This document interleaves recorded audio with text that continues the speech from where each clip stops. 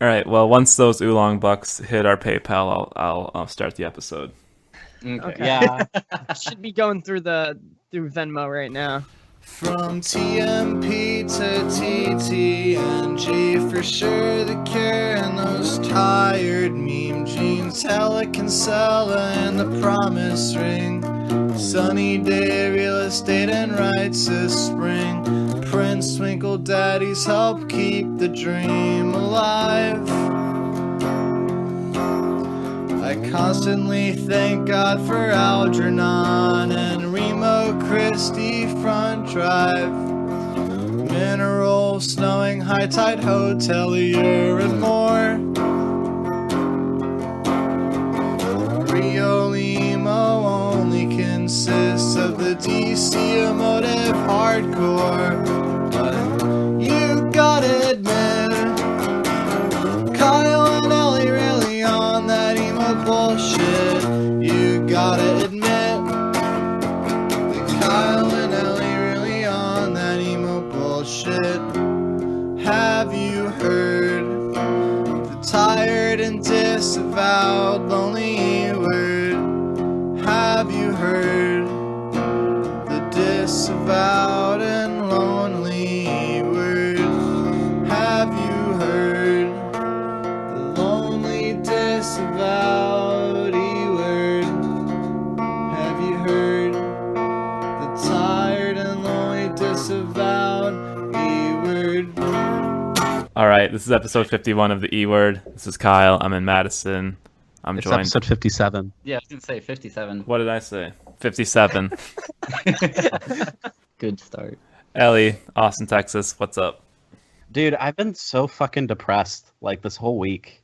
Like, we're gonna get into it a little bit later, but I really do think that like social media, like just the way that there's been nothing else to do but just be glued to your phone all day. Like, I think that's really like what's causing a lot of this drama is just people like being depressed and like wanting to massage their dopamine receptors by just like staring at Twitter and getting likes and shit. But yeah, so today is like the first day that I've like, you know, woken up and gotten into my routine, and I already feel like a lot better just like not sitting in bed browsing Twitter for 3 hours. It's fucked up. So I'm doing good. How are you? That was one of your best SNL monologues. I'm good. I basically did what you did like about 3 weeks ago. So I am mostly out of the loop on things, and I just text you to find out what people are yelling about whenever I log in to check out the E-word business. Speaking of E-word business, we've got Robby and Vinny from the Oolong camp on the pod today. I just want to say thank you for the very generous sum of $7,000 that you paid us to come on this podcast. It was, I mean, you can say dollars in Oolong bucks, that transfers to around 9.5K Oolong bucks. Word. That's how we work. AstroTurfing is the only way that make it in DIY. This is Vinny speaking right now. And we also have Robby. Vinny, you wanna?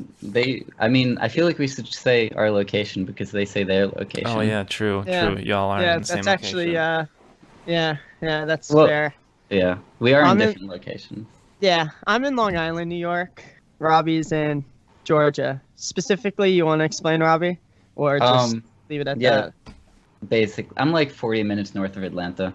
Anything in Georgia that isn't Atlanta isn't worth like mentioning. Shit. I've never been there, so I have no idea.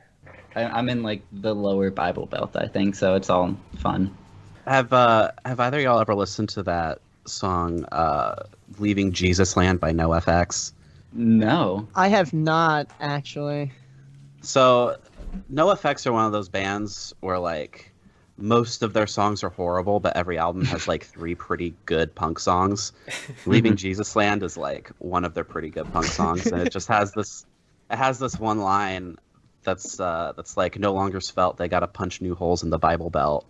And I think about that every time someone mentions like living down there. Is this song like the opposite of that Aaron West and the Roaring Twenties song, Going to Georgia? Yeah, it's like the exact opposite. That's what's up.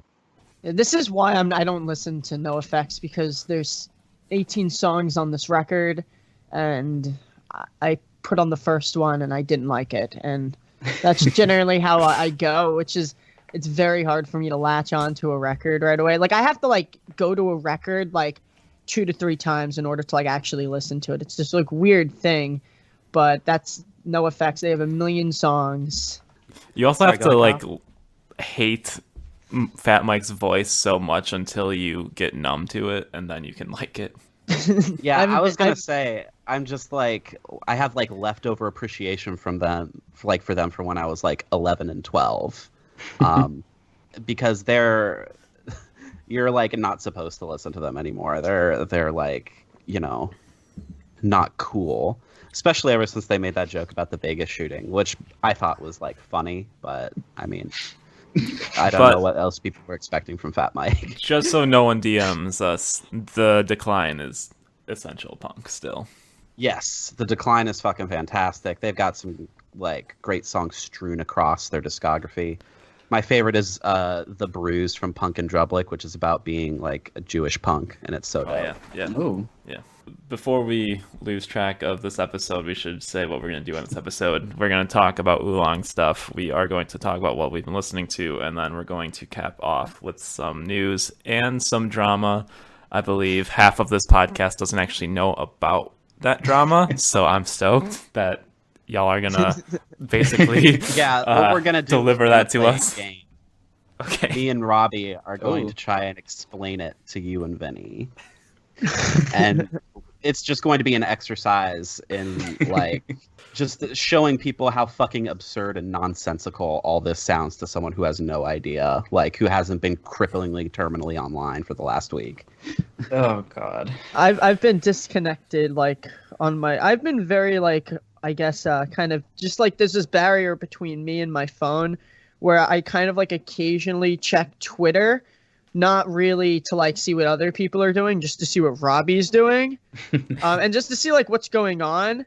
So I'm not really like engaging with people as much, so I don't really see that whole side of things. Sometimes I do, and and on Instagram I'm not really too I don't really engage that much anymore. Ever since quarantine, I've been too like all over the place. I've been extremely focused on random tasks, and like right now I'm just like playing so much guitar. I'm just focused on becoming like the best guitar player I could possibly be.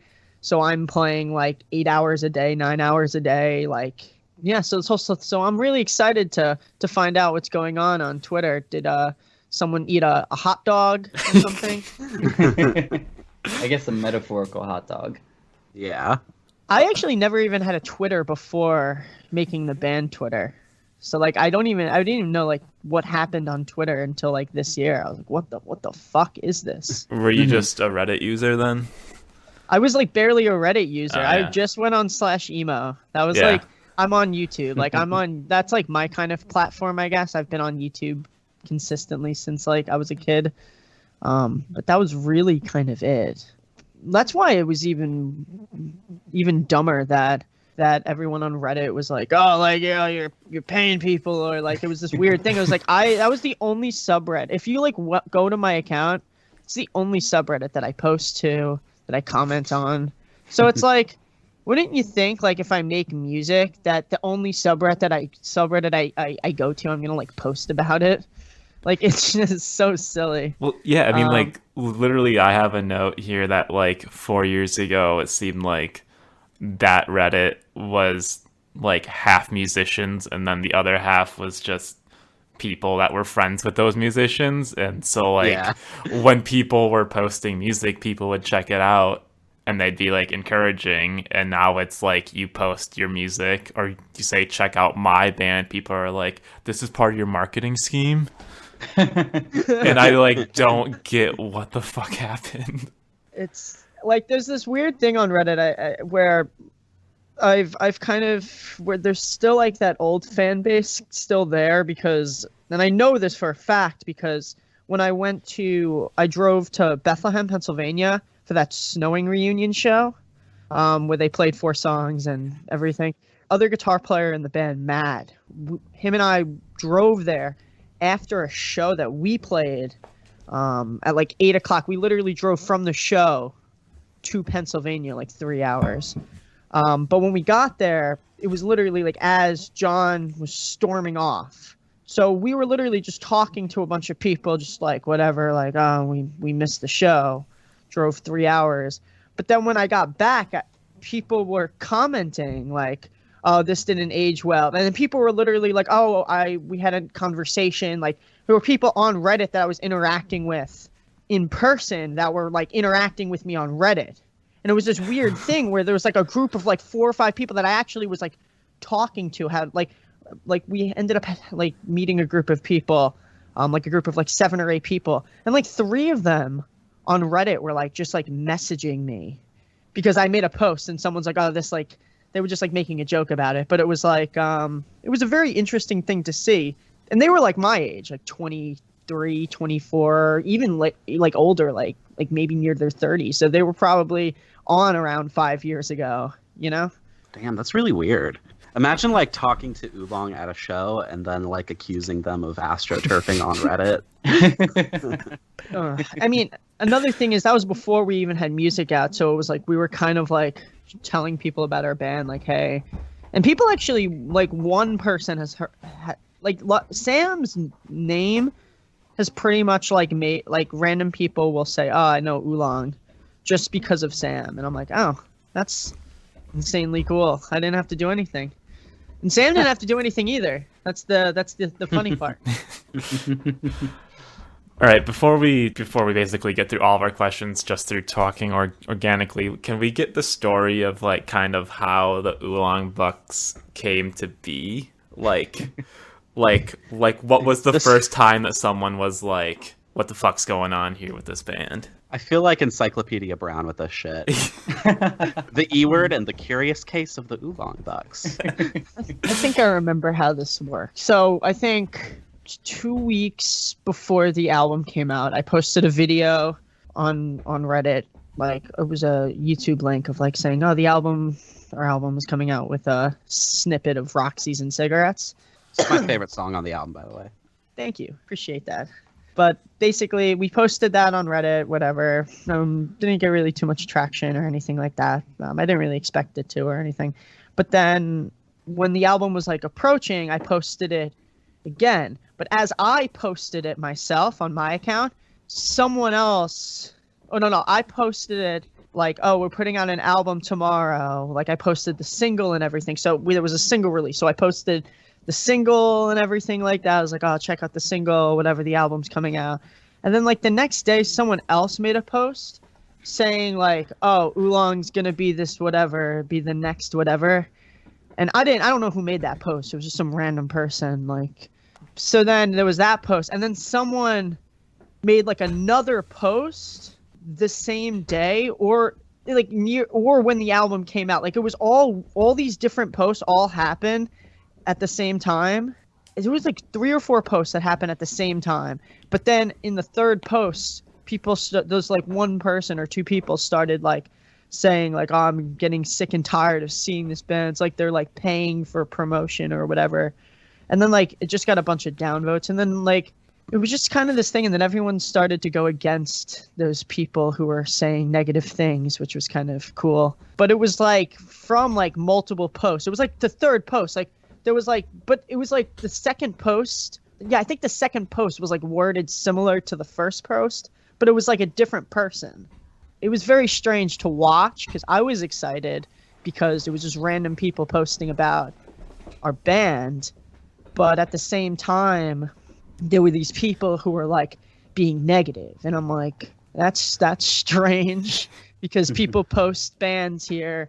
That's it. That's all they do. So when someone's like, hey, there's this band, I don't think there's anything abnormal like with that. So I was very confused.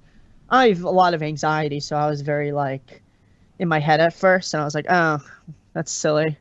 I didn't really care. I was more or less like, why?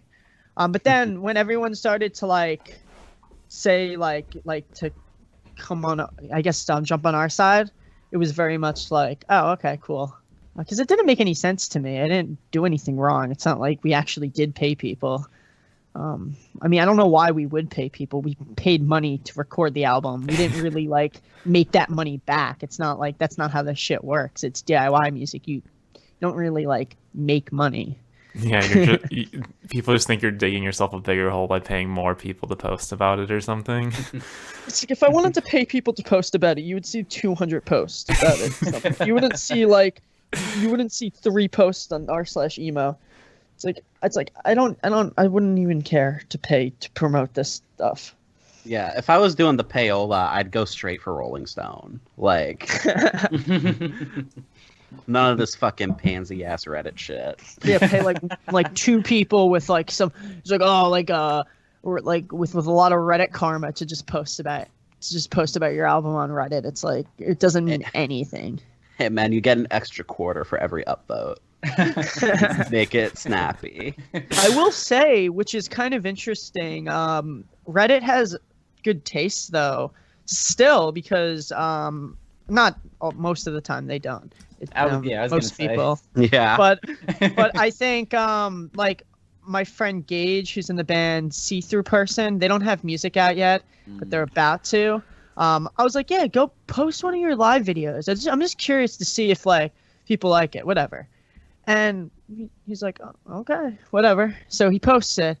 I didn't really expect much because I feel like Reddit is so hit or miss. But their music's incredible. I checked the next day. It has like 150 upvotes or something. I'm like, oh, cool. Fuck yeah. Huh. So I was like, Okay. cool, they have sick taste. I will say, I don't think our emo is going to be happy about the new Kississippi. Have you No, guys gone why on not? that post yet? Yeah, No. and everyone's like, this is pop music. Yeah, someone called it pop country. Oh shit. It's such a good fucking song though. My job. Do you think that people would come back to our emo if it improved? I don't know. I feel like a lot of the people who like left our emo because it was so poopy have migrated to our DIY emo, a much more like comforting, like tightly knit community. I think. Is that active? Or Twitter. Ah, shit. But DIY emo is actually pretty active for like as small okay. as it is. Yeah. It hasn't taken off as much as our emo, but Well, I mean, yeah, our emo's been around for like 13 years. Is it that Yeah, long? it takes time. It takes time to build a base. I kind of thought both you guys weren't mods anymore, because weren't you like trying to distance the podcast from the sub? Oh yeah, that we've been distanced for like a long time, but Kyle Yeah. was never a mod. I've been a mod since 2015, I want to say, Oh Damn. wow! and I've actually won best mod 3 years in a row, so that's cool. Hell yeah. That's killer. That's actually really fucking cool. That's actually when I got into. That's actually probably when around 2015, 2016 is when I actually started getting into like music and getting into like emo music and hopping on r/emo for the first time was probably around then. Yeah, I'm biased because like it was when I like started, getting attention in that community. But I do think that was like the peak of that community. Like, like even just unrelated to me. But it was like around the time I started doing the emo history lessons, and it was just like a cool time for the sub. And then shortly after that, like a whole bunch of like abuser stuff happened, and then the election happened, and it got like weirdly infected with chuds, and it's just been like a weird back and forth since then. Yeah, but like that was like a time where like bands were blowing up first on our emo and versus like Twitter or somewhere else too. So it was definitely like a really, really good like starting ground for a lot of bands. Yeah, I mean, I think it still is. I found Nice through our emo. They hate our Yeah. emo so much. They Yeah. posted the music video for Love Handles, I think, and I Oh, was yeah. like, oh, this is like so fucking good. What? Yeah. I found Good Sleepy through our emo, and I'm good friends with all of them. They're all amazing people now, so like it's funny how that works. Yeah. Well, I honestly found a lot of music on our emo. Yeah. yeah. Speaking of like I found a Good Sleepy through Closure, and Closure kind of had the same thing with Oolong, where people are always like mad at Collins for posting closure there? Yeah. Oh, because their band has the same name as like Oh yeah, like a a 90s very band, obscure right? emo band from 1997 that has like 30 listeners on Last FM. Yeah, and it's funny though. Collins is I always see him posting shit back. It's hysterical. Yeah. Always just some like witty punchline or something. The last show we played was with Closure, actually, upstate New York. That's dope. badass. And try to connect with like bands that I like and bands in the scene and stuff like that I know through Twitter. It's a cool thing. Also, I met Collins through a Stars Hollow Nice show. They played with Stars Hollow Nice. I think Safe Face did. It was just an acoustic set, but it was such a. I'd met pretty much like everyone there. This was before our album was out too, so it was cool to like. I was actually talking to Roddy at that show, and I didn't know they were in a band in Nice. I wasn't like as familiar with Nice. I've listened to their music before. At that time, this I forgot when the show was, to be honest. But I remember I was just talking to Roddy like probably like 20 minutes or so, and then I was like, oh, like what they asked like what band are you in? I'm like, oh, Oolong, whatever. And he's like, oh, that's so cool. I'm in Nice. And I'm like, oh. So it was a very shocking kind of thing like that. But that's how I met pretty much like all of those bands. Sorry, I get sidetracked very easily. Oh, you'll fit in perfectly. Well, I guess like, was there like a funniest or most extreme reaction to the whole Oolong Bucks thing? I mean, to the point where it's been known as Oolong Bucks is pretty extreme, but like, was there one point where it was like too much for you? I don't think it was too much. I think because it was like once the record was out at the same time.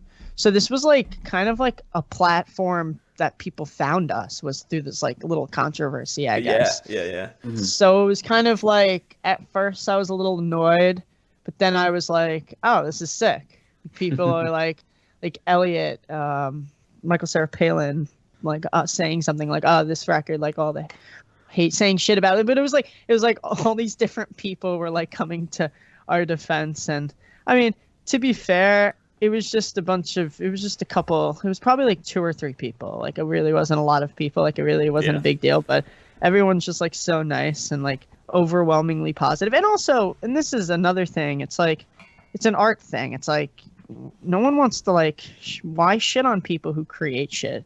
Like, I mean, even even if I was paying people, just don't engage with it. Like, I mean, and obviously I'm not paying people, but like, even if you think that, why be negative to people who are creating music? It's like, it doesn't matter. Like, even if you dislike a band, just don't engage with it. Like, why spread negativity? And also disliking a band and like having and being like, I don't like this band because of this and blah blah blah. It's like, there's nothing wrong with that. It's just noise. But it's like, why spread negativity like that? Because that had nothing to do with the music. That was like, people are posting about this band, they must be paying people. Maybe someone could like this album, I guess. I don't know. It was very silly.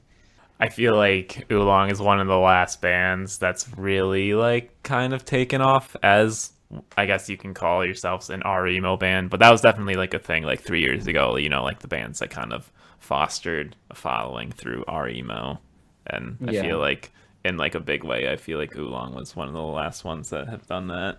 That's what I kind of thought, but I remember like posting that video, not thinking anything. Like, I didn't think, I didn't even post it. Our guitar player Matt did. I didn't expect really anything, and it was like people liked it. I actually hated that. I'm very, very critical. I'm a perfectionist. I'm like very like obsessive personality, like that's me. So for me, I am always like, that's shitty, it's horrible, my voice sounds horrible, whatever. He posted it because he doesn't give a shit. He's just like, whatever. He at the same time, it sounds fine. I'm just very critical. And then people liked it, and I'm like, wow, like that's so weird, but whatever. And then it kind of motivated us because we don't really practice with Sam a lot. Like we don't really rehearse with Sam. That's kind of like because it's hard the distance. We've probably I don't know rehearsed like 5 or 6 times as a band, but that's just because it's like hard. But that video was literally our first time meeting up. Like that was like our first rehearsal. Well, I guess like, how did Sam get involved with the band? Like, were you like, hey, here's some songs. Do you think you'd be down to play, or was it something like someone knew Sam or something like that? It was like so funny because it was I didn't put any effort into this. It was the most nonchalant thing. Like I somehow like, cause I'm a fan of Sam's work, like his drumming. He also drummed in Stippling.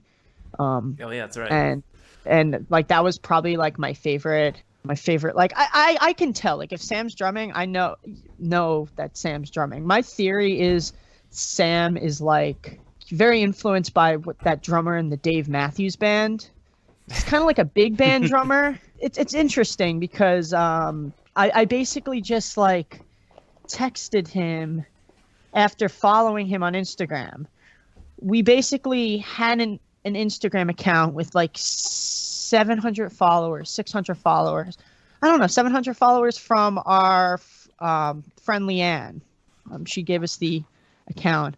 It was like an emo meme page, and she's like, here, you can use this. It already has 700 followers. Of course, once we changed the band, whatever, we changed it to the band, and I started posting like band stuff, and there was literally 2 videos.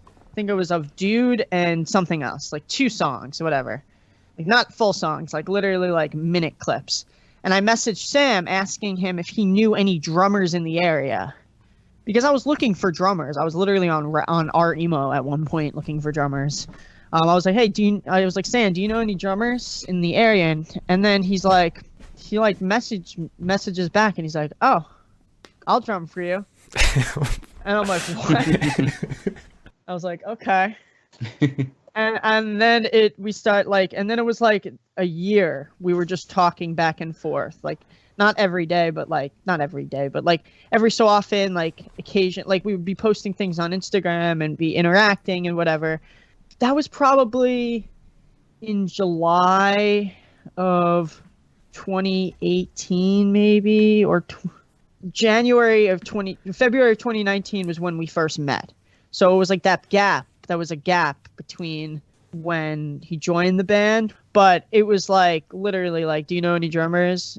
And then in person, he told me that liked what he heard, which was very strange because there was literally 2-minute clips, like 2 1-minute clips, and I was like, and it was acoustic. I was screaming, and I was just like, I was just like, shit.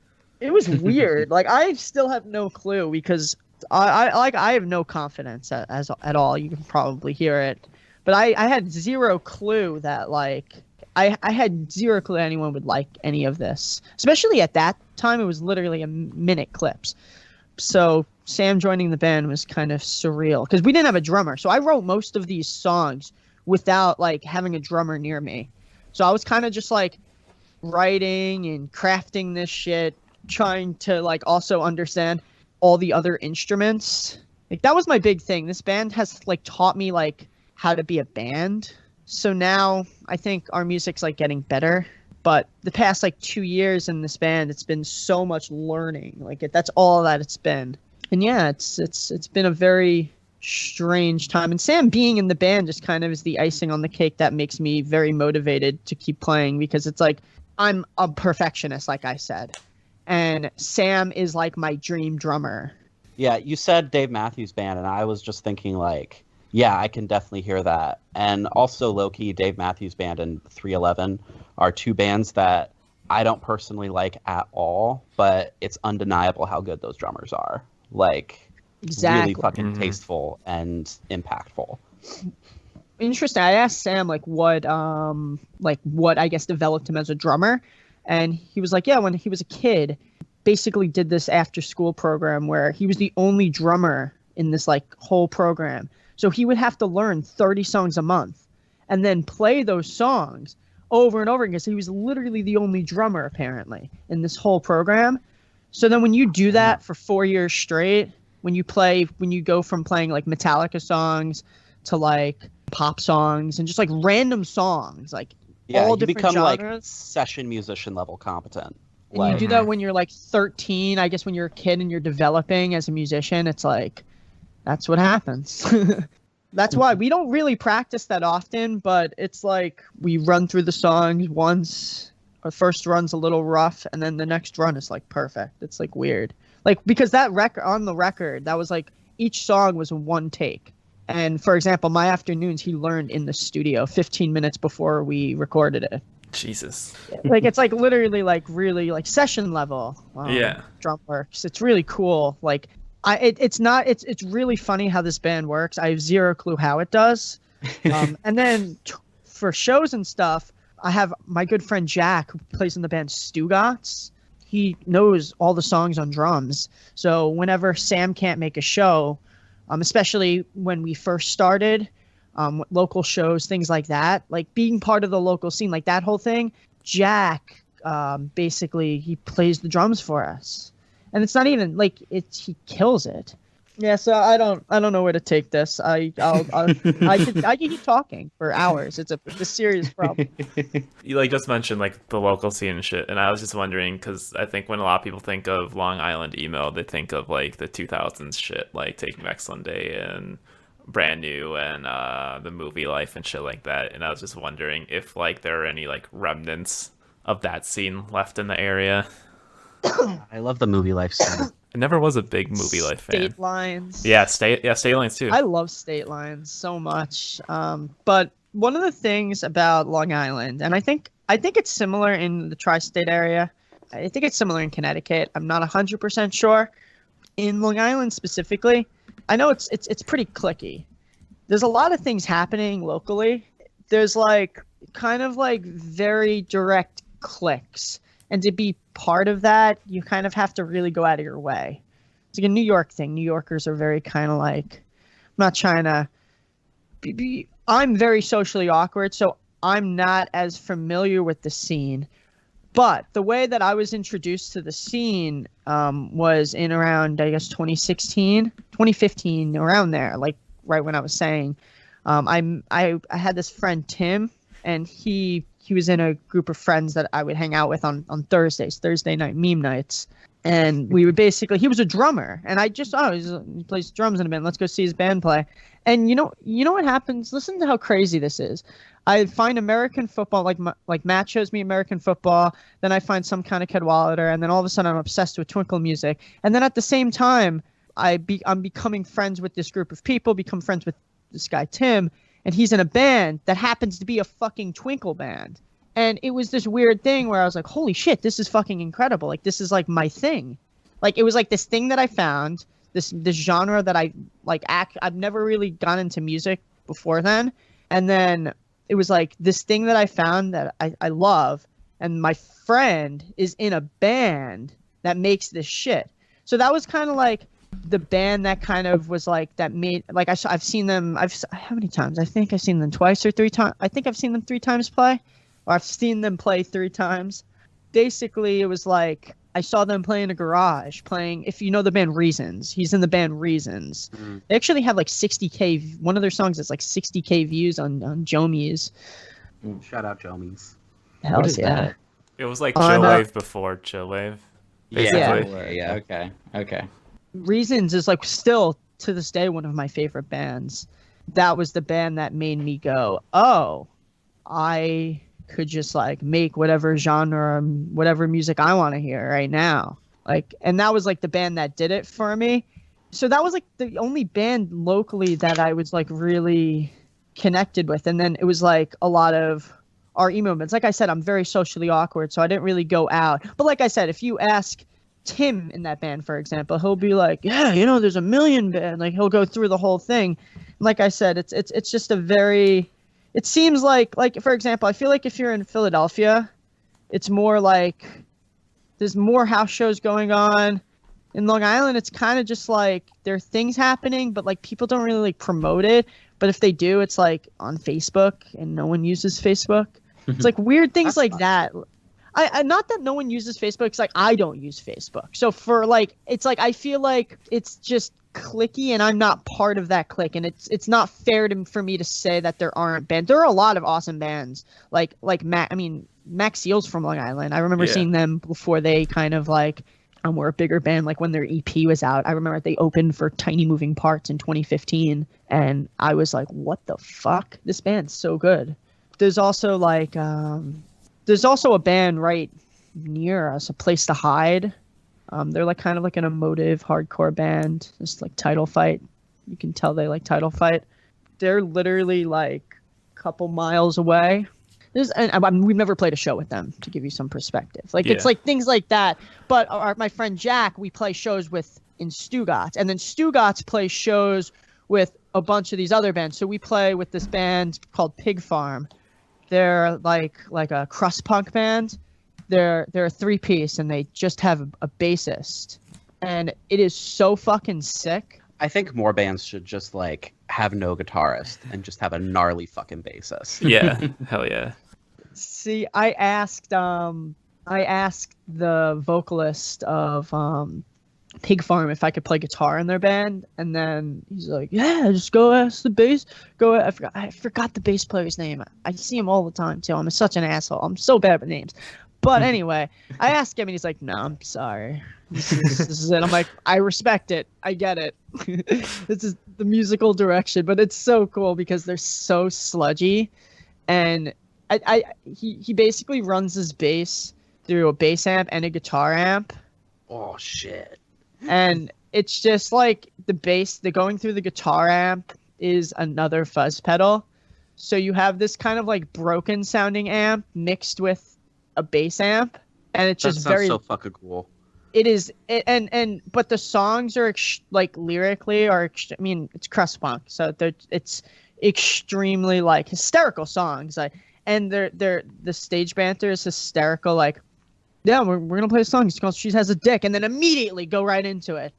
And then they're so fucking sludgy, and we play shows with them. Like, that's like a band that we've played with a couple times, like but it's like we just play bands with people that we've connected with. It's like it's another band we've connected with, the band Flake. They've reached out to us through Reddit, actually, our emo, which is kind of hysterical. But it's hysterical. We've met a band in Long Island, but we met them through Reddit. Right. We played a show with them, which was strange. So that's another like Long Island band. And then the band that we're really close with, who just put out an album today, Tilted, we've played like 3 shows with them. So it's like, not to say that there aren't Long Island bands, it's just like I'm not that socially outgoing. So I feel like it's been harder for me to like connect with like people in Long Island. It's been easier to connect with people like in Jersey or in Philly or in Georgia, for example.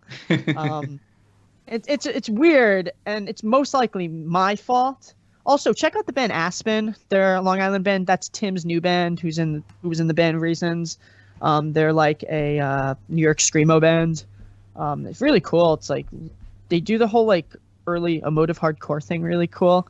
Like where there's like actually still kind of some power chords sometimes, with some twinkles, and it's really, really cool. And the vocals are kind of remind me of like beatdown hardcore vocals. So they were like, whoa! Like, so it's kind of it's a really interesting dynamic. Plus, he's one of my favorite drummers. Like, he's a very expressive drummer. He has a very specific style, so it's a really cool listen. You can go give them a listen. Are y'all at all into like the Strong Island hardcore scene, like late 90s, early 2000s type of shit? When it comes to like, I guess like my music stuff, I'm not as connected with the scene. I guess emo bands and things like that. But when it comes to like hardcore shows, like I've gone to more hardcore shows than anything else. I love 90s New York hardcore. New York hardcore is like Burn, Agnostic Oh my Front. god, Burn and Absolution. Like I was at Backtrack's last show, for example. Like I love New York hardcore. It's like that's where my backing is. That's why, I mean, for example, like Oolong, if our music ever changes, like, because it is going to change, like it's evolving and developing, it's only getting harder. I think that's the cool thing, at least. Like, we're never going to like become like an indie band. because I don't really listen to indie music. I really like that new Gulch album is pretty much like on like almost every time I'm in the car now. Hell yeah. Sick. If anyone's listening who's not familiar with like the Strong Island scene, the two that I would recommend like as like the granddaddies of everything like in pop punk that started happening. Okay, let me like backtrack and explain, because these are like hardcore bands, and then some of the members went on to do more melodic hardcore, and then eventually like evolved into pop punk. There's a long history, but I mean, Vision of Disorder is like we're kind of like this metalcore band that also had elements of like nu metal and also like Alice in Chains kind of like grimy vocals. And they were homies with this band Mind Over Matter, who are like a wonky, like New York hardcore via Drive Like Jehu type of band.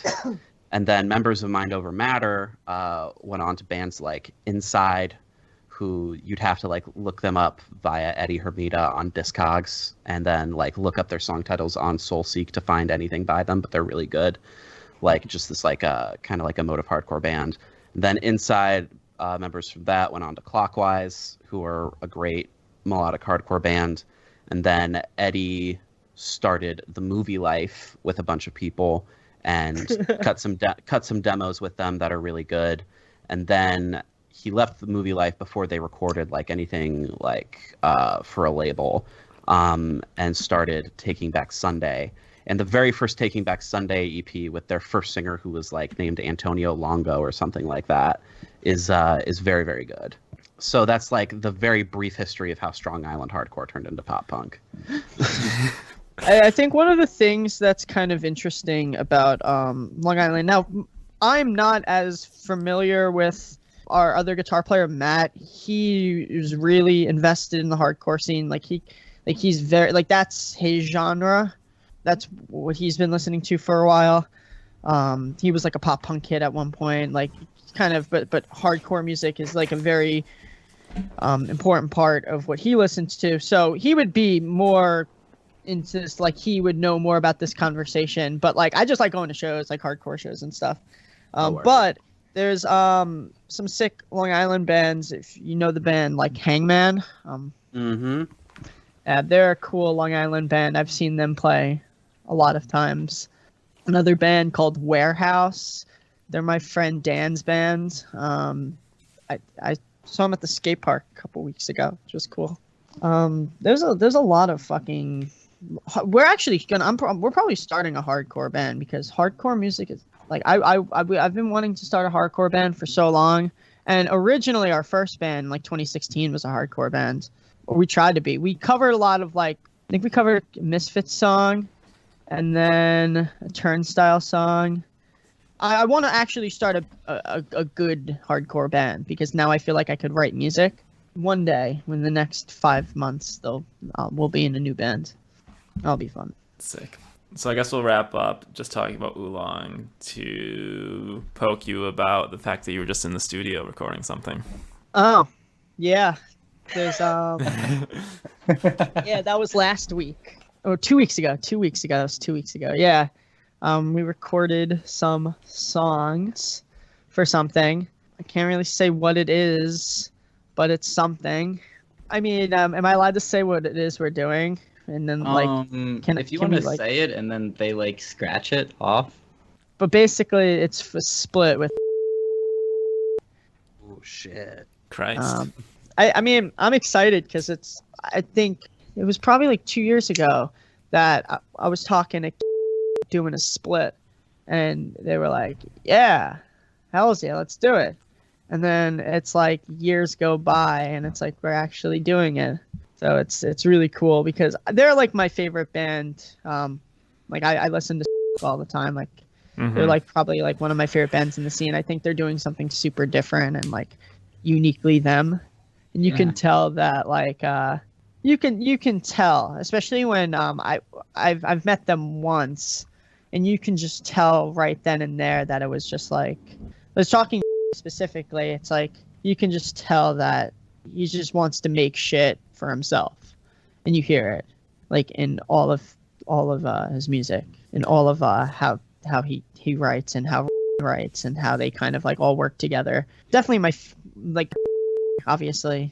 Oh, I can't continue talking about them. Damn it! I gotta stop. We need But more yeah. splits though. Like for real, there's like 2 splits a year, and there should be 80 a year.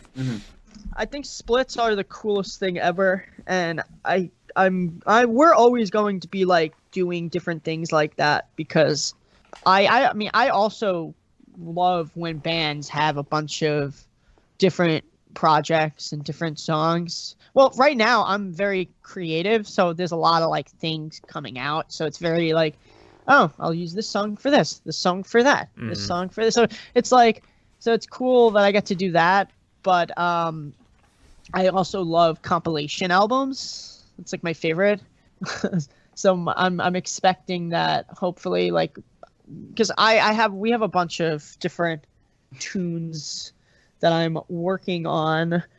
Like I said, we don't really practice with Sam, but we're going to start a lot more like in the next month or so. We're going to, so we should be doing stuff. That's like my anxiety is like at peak right now. Like I said, I've literally been playing guitar every day trying to become like Guthrie Govan. Like, so when I'm saying I'm writing music, all of the anxieties of I have to like be a better guitar player all comes at me at the same time. It's like, that's the thing about songwriting. It's like, for me at least, it's like I'm just put so much pressure on myself for no reason. Yeah, I feel that. One last question, just yes or no. Is it true there's a group chat with all the emo freshman class bands? There was. I think it's still in existence. It's not active, but like there's this giant group chat of all third row former bands. It's like all third row bands, and it's like I think it's like one of us from Oolong, Eric. It's just like there's so many of us. It's like it was a huge fucking chat, and it was very, very awesome. And the best part is there was zero drama. There's no drama between bands, which is like I love all the like every band that I don't think there's not a single band that I had a negative interaction with. Yeah, there's no band we have beef with. Actually, I've never had negative interaction really with anyone because I'm not really on. I don't think Robby has either, but people are very nice to us, and I feel like thank you everyone for being nice because I'm very grateful for that because I don't really know how to interact on social media. Everyone's just very nice all the time, it seems. There doesn't seem to be any drama. I think the meanest comments we got was yesterday I posted. I don't know why people compare Mom Jeans to modern baseball when Mom Jeans wrote a good album. Oh, shit. Oh my god. And people were not the happiest with me, but I thought it was really funny. It's pretty funny, but you know about their self-titled album, Mom Jeans, like their self-titled album, like the EP or whatever, the modern baseball. Yeah, EP. the modern baseball EP. Okay. Yeah, I know that's why. I just thought it was like funny to. There are people who still don't know about that record, and it's for good reason because I know they don't want people to hear it. But like, I have that record in my Google Drive file from whenever it came out. I remember downloading it from someone on r/emo. Oh really? And I have it. Yeah, that record is. You should send it to me. It's actually like, I don't know. I like it. Sorry. It's okay. It's okay. It's not part of their discography, technically, right? Make it disappear. I don't know. I feel like I've been trying harder the last couple days to like start shit on Twitter. That's more like fun drama. No. Not like. Oh, I see. Yeah, I've been trying to like get interactions that's more like people talking about like positive stuff, or people like saying modern baseball is better than Mom Jeans, rather than people like, you know, shitting on everyone else or something. Yeah. I feel like Robby struck this good balance between, like, I forgot when I gave you control of the Twitter, but it was like in the beginning I didn't tell you anything. I didn't tell you what to do or anything. It was this weird thing where it was this like unspoken thing where there were certain posts that I was like not as comfortable with, and it's kind of got to a point where we've somehow we haven't really spoken about this, but we found this balance of like how the account is run, I guess, because I think Robby, if like I'm not, if you go on our Instagram, I'm not posting on there. I don't know how to do any of these things.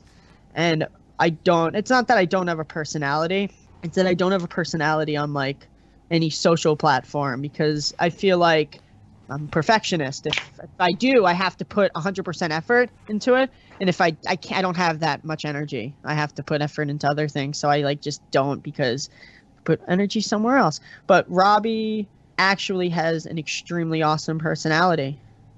Thank you, Robby, for being a cool and awesome person. And it's funny because we're twins. Yeah, me and Vinny actually look like extremely similar. It's really scary. My closest, like one of my closest friends, she's like, yeah, like everyone says it. Like everyone who even knows me personally, my grandma. I literally showed my grandmother. I was like, this is Robby. She's like, oh my God, he looks like exactly like you. It's so cute. He's just like taller, slightly taller, and I'm a tiny person. It's gonna be fun to go on tour, and we just switch places every night. They're like, damn, the singer of Oolong sucks tonight. I like delegating social media duties. I think what we've kind of like done without noticing is just that I have control of the Twitter and Kyle has complete control of the Instagram. Mm-hmm. And I think that we're both very suited for like what each of those platforms entail. Like I think Kyle is very good at like wholesome posting and like getting people to engage on Instagram, and I am very good at being just witheringly mean to everybody. I used to have something to say on Twitter, but now I don't. I just don't have anything to say. Our most popular tweet is actually one that you did. I think it was the fucking math rock tweet. Like listening to math rock, don't say it. Woo! Yeah. And no one was hurt in the process. Yeah. See, I am like have this other problem with Twitter where I have too much to say, and because I have too much to say, I have to put a lot of effort to say it, so I don't say anything. Like I always have so many ideas for things, but I'm just hindered by my inability to like have chill. Like, I have so many TikTok ideas, but I feel like once I download TikTok, it's going to open up a whole new can of worms, and it's over. And I'm not gonna do that. Like, I'm gonna put this out there, and if someone makes this TikTok and becomes viral, thank you. But it's the scene in Shark Boy and Lava Girl when Shark Boy is running with Lava Girl to the volcano, and it's this like heartfelt scene where like Max is crying. And Lava Girl is passed out, and Shark Boy's like running, and I want this TikTok to be Shark Boy's running, and it's this scene, and he just throws her in the volcano. He just tosses her, and then the credits roll. Like that's the TikTok. Like that's my idea, and the way that Lava Girl gets yeeted into the volcano. I've never seen it. I've never seen anyone like talk about that scene specifically. Like at least I've never seen it, and I've always wanted to, but just because I just don't want to, I'm not opening that can of worms. I still haven't done it, but I've been thinking about that TikTok idea for the past like 2 months. I've been like kind of resistant to TikTok just because I am old and I miss Vine terribly, and it just seems like a worse Vine. But last night I saw this TikTok that was like a cat crossing a bridge, and the girl holding the camera is like, "Oh, it's all right. He's gonna make it. He's gonna be fine." And then the cat, like, you know how like when you watch someone go bowling, and all of a sudden the bowling ball just pops over into the lane, like into the in the lane, and bypasses all the bowling pins altogether. The cat just kind of like slipped and fell into the water underneath the bridge, and the girl says, "Oh shit," and then the cat is just making like the most agonizing noises because he hates being wet, and it sounds like "ow." It's the funniest thing I've ever seen in my life. See, I don't have a TikTok account because I'm like me neither. I just look over Dina's shoulder. Yeah, I look over Matt's shoulder because Matt he's always watching Ogbert the Nerd's TikTok, like all of those TikToks are hysterical. Like the French ones with MIDI, those are the best. If you haven't seen those, you need to. I was expecting that band would get brought up. I think a lot of people were really surprised about them being on the freshman class because I don't think a lot of people knew about them. So, like, where did they come from? So, MIDI and Renzo, I believe they were in a band called Goose Racer. Sick band. I found that information through Diego from American Beauty. Apparently in New Jersey, a lot of people like Goose Racer because their last show was apparently wild. I think one of the things with Ogbert, at least, is their songs are they have such like a potent EP. They're just 3 songs and they're just so intense that I don't think like you can forget about that band. Right. Yeah, I think that's true for sure. Regardless of anything, I feel like any band that makes you like, my theory on anything is like any band that makes you feel like having like a neutral feeling about a band is a lot worse than like negatively. Like I would prefer someone to dislike my music than to be like, oh, it's okay, because I would rather someone have an emotional response. And I think the thing about Ogbert is their music is so like they wear their emotion on their sleeves, and it's very like it's just very them. I feel like you can't just like feel neutral about that band. You're either gonna love them or you're going to dislike them. There's no they're very okay. idiosyncratic. Yeah, exactly. Like, and everything they do feels very much like exactly what they want to do. Exactly, and I think that's the thing with I think if you have that, I think people will regardless of anything, I think people will notice. I don't really understand like how I don't understand how like followings build and things like that, like, but I found Ogbert through Tilted because we booked a show because Kevin from Tilted is the master booker. He books like he could easily, he just give him a week, he'll book 2 shows in a like that weekend, like a Friday, Saturday, and take him 4 days to do it. But we played a show. He's like, hey, you want to play? He goes, you want to ask Ogbert the Nerd to play? I was like, who's that? I checked out Ogbert, listened to their EP, and I was like, holy shit, this is so cool.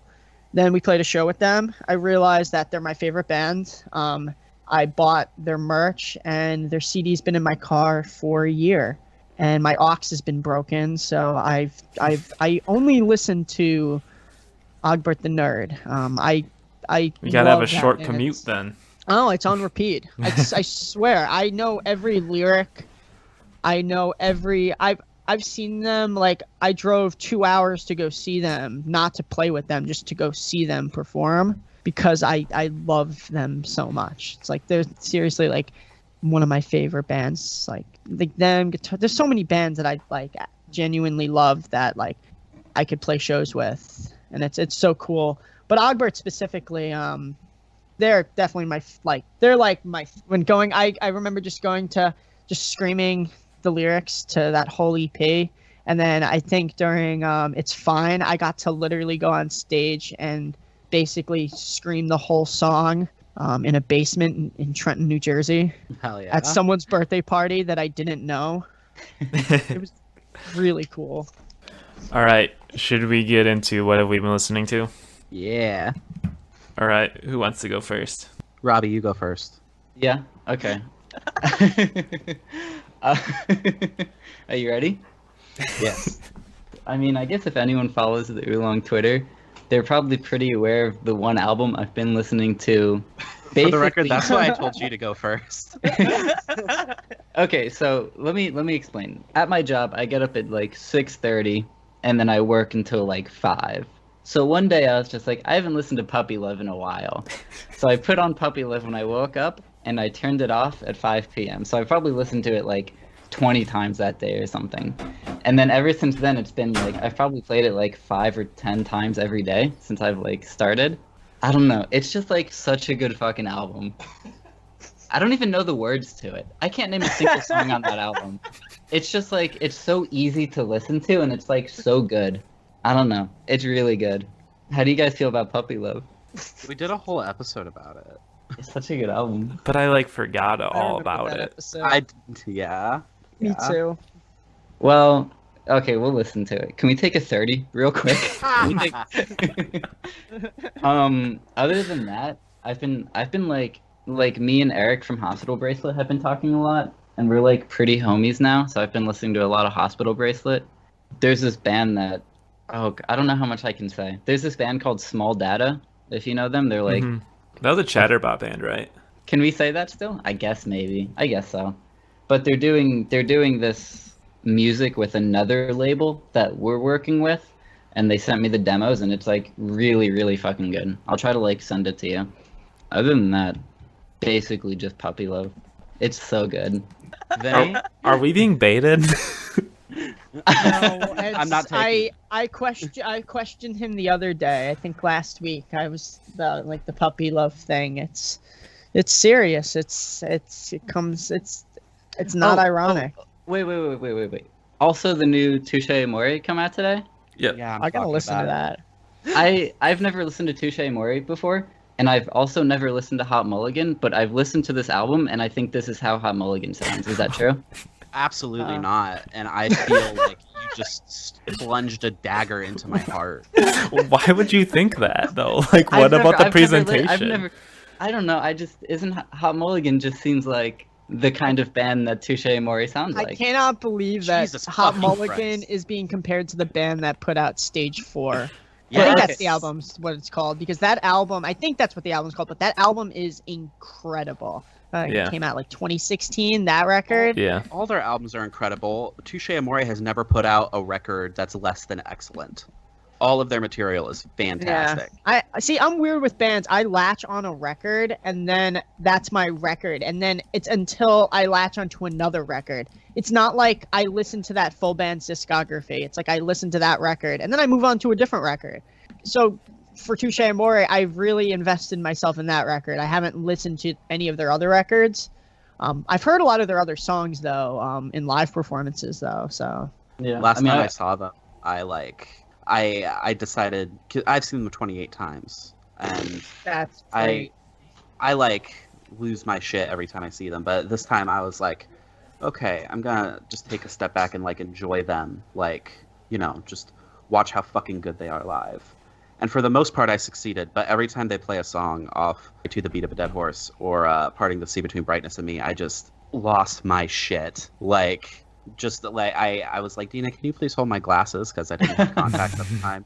Just very politely, like, do you think you could do me a favor and hold my glasses? And then just fucking stormed. Mhm. The way that they play just like demands crowd engagement. They are probably my favorite live band that I've ever seen. That's me with Title Fight.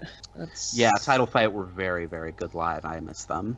I only Yeah, saw Title Fight once, and can I say the bill quick? It was Title Fight, Alex G, and Cloakroom. That's such a strange bill, but Yeah. That's a damn good bill. I don't I even know. like That's Alex G, but amazing. that's a cool bill. It was I the would be Hyperview tour, and it was like Ooh. the week that Beach Music by Alex G came out, so it was just like quite a time. do you want to hear the hardest flex ever? I was at Back to School Jam 2016. Oh shit. And the last 7 bands with Title Fight headlined. It was, I don't know the order of the bands, but I know Title Fight headlined, but it was Title Fight, Incendiary, Turnstile, Turnover, Angel Dust. But it was crazy. It was like literally, it was a matinee. So I mean, there were so many fucking bands. It was a while ago, but that was a crazy show. It was 107 degrees in the venue. That's the Ooh. 100, because I went on Snapchat to go see like the temperature filter or whatever, and it was 107 degrees. You actually see in the recording, you actually see the steam rising Yeah. from the crowd in the video. It is disgusting. I have actually seen all of those bands, and I still want to like puke out of jealousy. It was such a good experience. New Jersey, that's what being in Long Island, it's like you're near Jersey, Philadelphia, Brooklyn, Long Island. just you're really in like there's so many cool. I've seen Cap and Jazz when they did their reunion thing. That I've seen American football. I feel like I've seen a lot of the bands that I drooled about seeing somehow, which I'm like, oh. I've never seen American football, but one time I saw Heart Attack Man play like a smaller room in the same venue, like the same night that American football was playing. It was, I actually remember you saying this from a different episode. Yeah. Also, you bringing up Captain Jazz reminded me of like one of my favorite jokes I've ever made, which is Mike playing drums for the Captain Jazz reunion probably feels like Billy Madison having to go back to 4th grade. That's so fucking funny. That was probably one of the best show of Mike I've ever seen. Like, that was like such an awesome show. I don't know how they sound that similar to how they used to sound. It's so crazy how like 20 years have passed and they sound identical. I've talked about this show so many times, but I still want to flex with, I think, the greatest show that I've ever seen, which was the opener was Reggie and the Full Effect playing songs from Under the Tray. The 2 other bands were co-headliners. It was Saves the Day playing Through Being Cool all the way through. And then they encored with like Sell My Old Clothes, I'm Off to Heaven, At Your Funeral, Jesse and My Whetstone, and Anywhere With You. Then the band that played last was Say Anything playing Is a Real Boy. What all the way the through. fuck? Ooh. What? And that's actually on my albums that I listen to on like rotation. it looked like they were going to close with I Want to Know Your Plans, like and I like literally like was leaning on people next to me and crying during that song because I'm a soft ass pussy. That's my favorite song on the record. That and I honestly have such a hard time choosing my favorite song on the record. Sometimes it's an orgy of critics because I think that song just goes so hard. But they, after I Want to Know Your Plans, they played like the first couple songs from the Was a Real Boy EP. They went into Wow, I Can Get Sexual Too, Little Girls, Plague. So they just played a couple songs from that, and then they left. And I was like, what the fuck? Because at the time, Admit It was my favorite song from that album. And then they came back. Like, people were, like, confused more than, like, asking for an encore. But they came back and played Admit It, and it was so fucking good. It's insane. I would have totally freaked out. I mean, I pretty much was at a show that I call it the, like, epitome of, like, or the end of, not the end of emo revival, but it was, like, probably the last show of, like, that golden age of that time. Because the lineup, it was, Pup was actually on the bill, but they were replaced by Jeff Rosenstock. So it was Sorority Noise, Jeff Rosenstock, Modern Baseball, and Tiny Moving Parts. Jesus Christ. show. I remember that tour. Being in New York, like it's there's so many cool shows that happen here. But I would have died to see Say Anything. Yeah, people talk about like how hit or miss they are live, and I guess on that tour a lot of their shows were very sloppy, but they played so fucking tight that night in Chicago. Yeah, I just found this flyer. It was the Celebrate tour for Tiny Moving Parts. It was Prawn, Free Throw, and like the local opener for the tour I saw was actually Joie de Vie. And I was like, oh my God. I am kind of regrettably like not that fond of that show because I don't remember much about it. Kyle, what have you been listening to? Change the subject from that tragic. I've been listening to this band. Speaking of like that scene that I was talking about, this band Mush.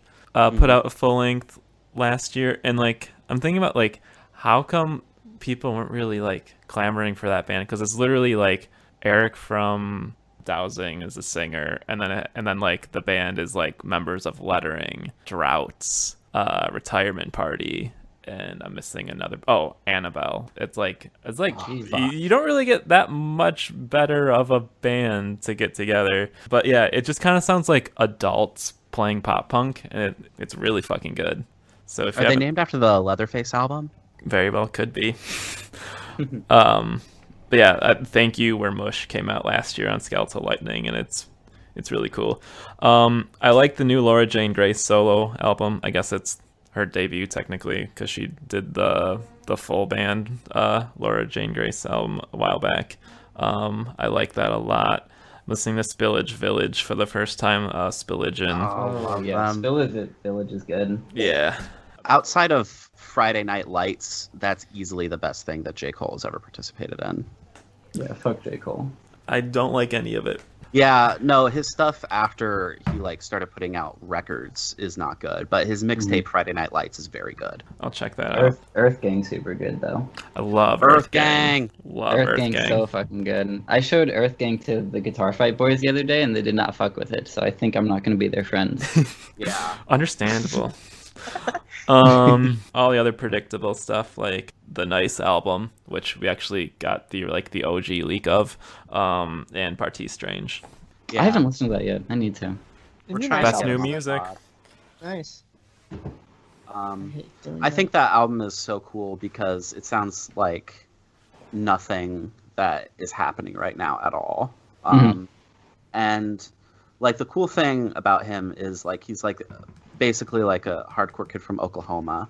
And then I think what a lot of people who listen to this pod would know him from previously is he used to be a member of the band Stay Inside, who were doing like kind of like a post-hardcore emo type of thing. And now he's doing this, which sounds like literally everything that we love in a blender. So And- fucking talented. And you know, it kind of redeems all the things we don't like about Will Yip because he produced it. Yeah. All right, who's next? The new Touche Amore record is my album of the year, I've decided. Like, Really? unless something better comes out like in the next 2 months, but it's so fucking good. Like, it's literally so good that it briefly made me forget that I actually hate Manchester Orchestra.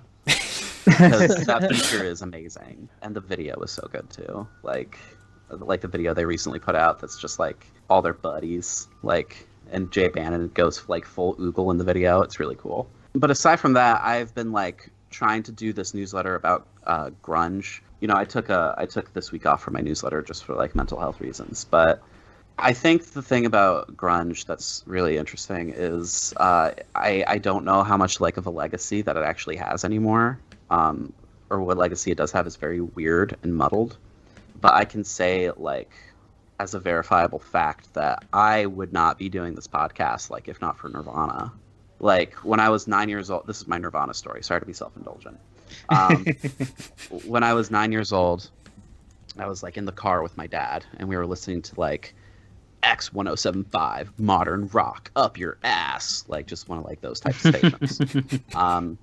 And Smells Like Teen Spirit comes on, and you know that the opening chords that sound like a punk version of More Than a Feeling by Boston, and then Dave Grohl comes in with those drum hits, and I got chills down my spine. Like I think that's like the first time I remember like getting chills down my spine from a record or from a song. The song ended, and I immediately want to listen to it again. And I asked my dad, "Hey, who was that?" And he looked at me like I was a fucking idiot and was like, "Nirvana," because you know he was a teenager in the '90s. He knows Nirvana.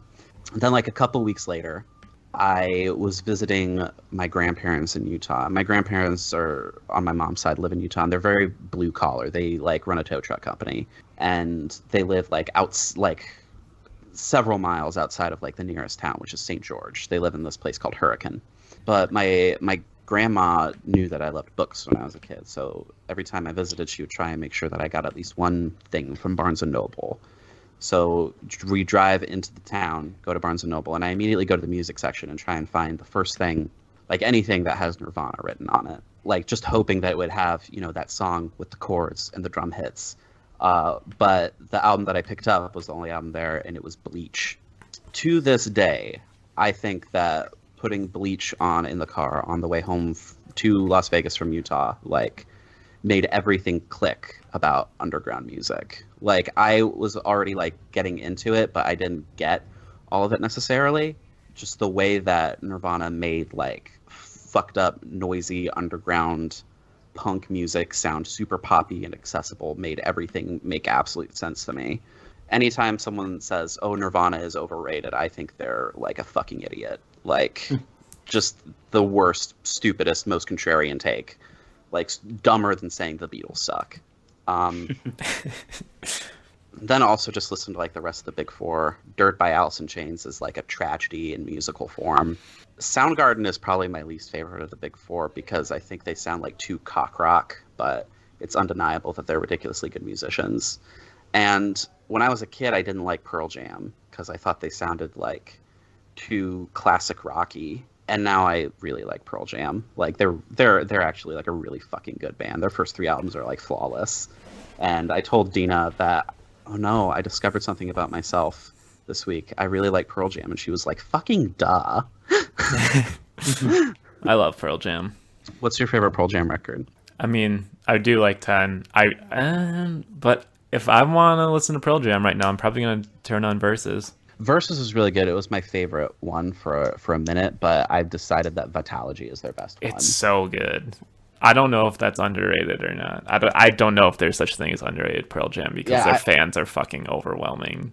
But specifically the songs on that record, Spin the Black Circle and Corduroy, like just such fucking good songwriting arrangements. Goddamn. And Eddie Vedder has like, even more than Chris Cornell, like the best like singing voice out of all those dudes. Yeah, and he's it's real definitely shame. like, he's way more charismatic and not like the closeted front man, and I think that actually helps them. Yeah, and I think it's like really crazy that he's the only one still alive out of like the big 4 grunge frontmen.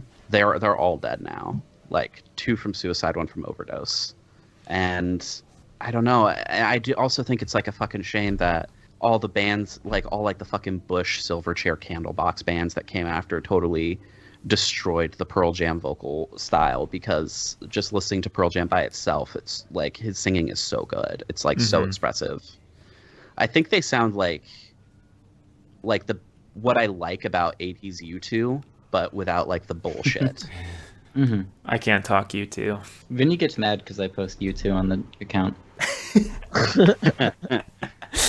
Such a fucking good band. I haven't listened to them as much. I mean, I don't really have a strong opinion on U2, but at the same time, You can hate Bono like all you want, but the guitar work on With or Without You is so incredible. I haven't given them a shot. That was like, that's always been my mom's favorite band. So like, I grew up with like U2 and Green Day was like Hell basically all we listened to until I was like 16 and then I got to emo. What the fuck is up with that? If we did a split with Green Day, we would try to sound bad, tweet. I had to remember because I was gonna shit on another band, but I didn't want to like. I mean, I obviously wasn't gonna shit on a DIY band because they're all super good, and I thought it would be funny to shit on Green Day. Wasn't it you that got mad at me that I spelled it wrong? Oh, I think we were DMing, and I was like, only boomers spell it all one word. See, I grew up with Green Day and shit. Yeah, I love Green Day. They're just not as good as Blink-182. Is it one word though, or is it 2 words? It is It's 2 words. It's 2 words. One word. Wow, goes to show you how much. People who capitalize Blink-182 and then remove the hyphen are also my enemy. That's insane. To put that hyphen in there. I don't have that much time. I'm surprised more people didn't come at me for that. Do we want to do the drama discussion? Okay. I don't even know. Where would we even start? What's been going on? I think we should start. I think we should just start at like the beginning of the week. So I think maybe we should not make this a recurring segment. I mean, to me, the best way that I can describe this drama is it's all about that he said, she said bullshit. I think you better quit talking that shit or you're going to be leaving with a fat lip. It's one of those days. It's just one of those days.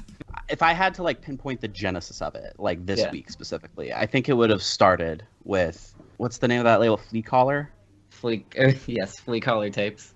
Flea Collar Tapes. They're the ones who put out the 100 Gex comp, correct? Yeah. This is also where I was gonna start. Yeah, they put out this comp of DIY bands covering 100 Gex songs. I know that. And so this person, Ashley, that me and For Your Health are friends with, they tweeted out, "No more cover comps, please." And I don't even think it necessarily was specifically even about the 100 Gex comp. I think it was just about, because also wasn't there like a Rilo Kiley comp recently too? I have no clue. All I know is about the Gex comp. I can't imagine DIY kids knowing about Rilo Kiley. I fucking love Rilo. How do you say it? Rilo Kiley. I say Rilo Kylo Kiley. So she tweeted, "No more cover comps, please." Mm-hmm. And it just ignited a shitstorm of just people like quote tweeting and replying and being like, here, hold this L for me. And like, one, she didn't get ratioed because she had more likes than replies. Like, that's like the definition of not being ratioed. Still, it just made me like very uncomfortable how it was basically like a bunch of bands like who are steadily gaining clout and they're simps, like basically like sending this horde against like this one person on Twitter, and it really like weirded me out. Mm-hmm. And I understand, like, because like I can look at it from the band's perspective too. I do think like I probably also would have my feelings hurt a little bit if someone talked shit about something that I put time and effort into doing. So I understand it from that perspective. But like if you're gonna do this whole anti-negativity shtick, then I mean, leave it alone. Just move on with your day, or else all you're doing is perpetuating the negativity. Yeah, I think it's an unhealthy mix of like, I love everyone in the scene. I'm very close friends with like the Flea Collar Tape gang. Like some of them live by me, so we hang out sometimes. But like, it's hard to act maturely when like you're not mature yet. Like a lot of these, like Flea Collar is like mostly under 18. They're like 15, 16. I know Jack Morris just turned 18. So it's like they've worked hard for what they have, but it's hard to say like they need to act perfectly while having this platform and still like, I don't know, expecting them to be the chillest when they're not. Yeah, I mean, I do get that. Yeah. But I just think there was like such a lack of discussion. It was just people who wanted to like get their likes in by just dunking on this person.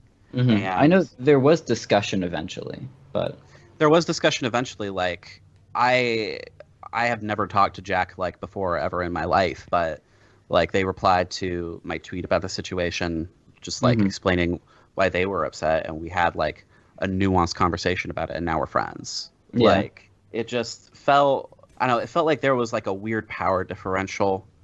It was 100% like, yeah, like it was a bunch of people shitting on Ashley because she had an opinion.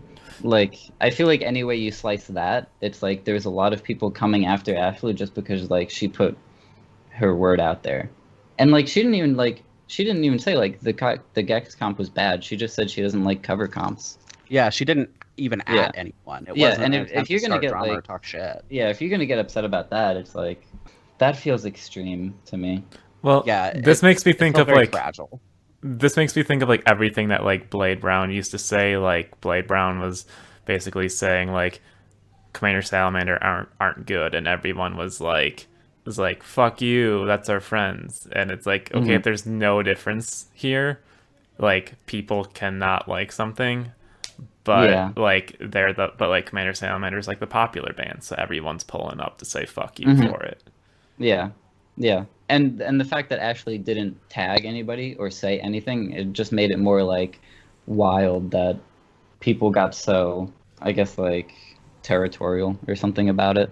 I don't know. That was dumb. So people already had their hackles raised from that, and then the very next day, Nate the Mate, who is U-word public enemy #1, basically, posted a video where basically he just shouted out a whole bunch of DIY Twitter hype bands. And there's nothing wrong with that in the abstract, except, A, if you watch the video, he, like, didn't do any work at all. Like, when he talked about nice... Ellie, did we talk about this? Yeah, I think we did. Okay, keep going. I'm so fucking mad now. He talked about Nice, and he said, this band's name is Nice. No, I mean literally, their name is Nice. Like, I literally thought there was going to be a laugh track. Yeah. And then he was like, I haven't listened to their album, but they put it out recently, and here's a song. Like, just like, so lazy. And the thing that made it seem really gross and calculated is that it comes after, like, he does all these videos, like, about abusers, and he monetizes them, and basically just, like, exploits the trauma, takes takes screenshots of people's, like, personal Facebook accounts, does not take it out or take down the video, even when asked by people directly involved in the situation. Yeah. And relies on the clicks to make money from like the dedicated fan bases of these abuser bands. And that one is still like his pinned tweet. Yeah. You know? Like the first thing you go on Nate's page, you see the video. See, I think this is my standpoint with that. It's like, if you're gonna make a video on like bands about that have abusers in them, the tone needs to be very calculated. And I think one of the things, he takes the same tone that he has when talking about modern baseball and Marietta and applies that to and it's like, I mean, if you're gonna talk about, because I think in order to like educate people on things, you need to have a discussion. But at the same time, if the discussion's already been had and people don't want to have another one years later, like if you're going to do it, like if you're like, this video has to be made, like everyone's telling me not to do it, this video has to be made. It's like, at least be calculated with the tone. At least be very calculated on how you present the band, because I think that's the issue. I was watching the video and I'm like, But yeah, last thing I'll say on the Nate the Mate thing on the record is I don't have any ill will towards any of the bands that were posted in the video. You know, good for them. And I hope that the conversations between Eric and Nate are productive and that he rethinks his approach to some of these things. All right, so the most recent drama, or like the one that I think is like by far the stupidest, is Chillwavve posting the DIY2 lineup. Yeah. It's basically just like a collage of people, and it was just like the first like 100 or so pictures that people responded to their tweet with for who wants to be in DIY2, which is just a giant inside joke. And then they posted it, and people were like, why are there so many white people in this collage, as if it was like a deliberate thing. And what they don't know is that like the person who runs Chillwavve, Alex, is a person of color, and so like attacking him for like this concept of excluding people of color from DIY is just so like people who were doing that should literally like check to see if their ass is not physically literally backwards on their body. Like just so fucking dumb. Then on top of that, some kid made like a troll account, like this DIY inclusivity account, which it's stunning to me that anyone could think it was not a joke, because in the original like thing that he posted, he called DIY a white ethno state. Didn't they call it a white ethno scene? White ethno state is like the actual word that they used, and then people were replying to him, and he was like, I don't know what a cuck is, but using racist language like cracker is just not helping the situation. That was so funny. Wait, so that was or wasn't a joke? It was a joke. Yeah, it's a joke. And he was like posting stuff like, yes, I play in a band with all white people. Am I happy about it? No.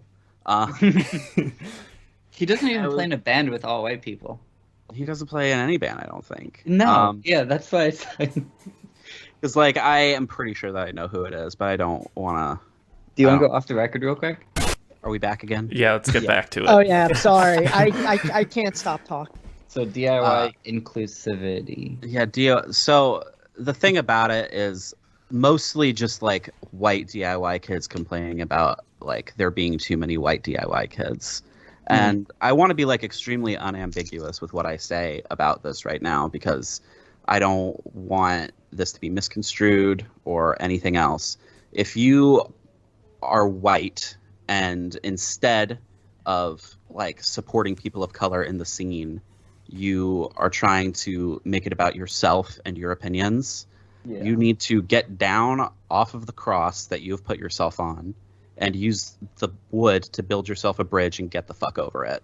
Yeah. Like, leave the fucking scene if, like, you think it's more important to complain than, like, do anything material to support the myriad people of color who are in the bands and in the scene, and don't fucking tokenize bands, and don't try and erase their presence by saying shit like DIY is all white. Like, Yeah. because it's not. There are people of color in the scene, and they like deserve your support. Mm-hmm. You know?